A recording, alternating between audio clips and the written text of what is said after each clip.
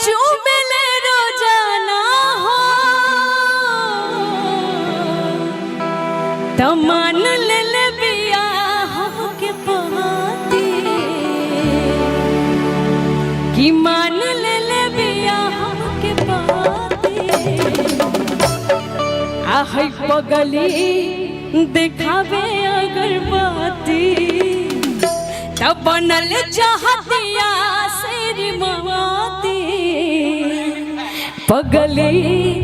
दिखावे अगरबत्ती। इसको देख के सच में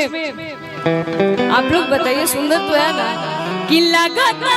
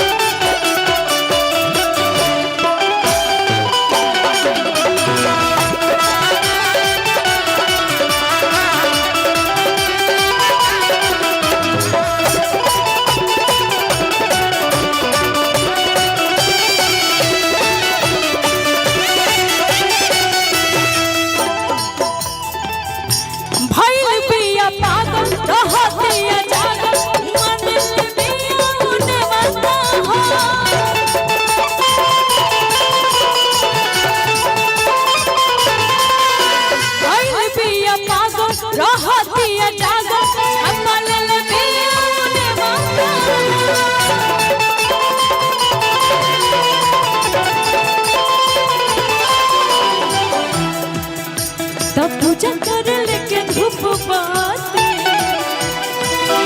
तब पूजा कर लेके धूप बाती पगली दिखावे अगरबत्ती पगली दिखावे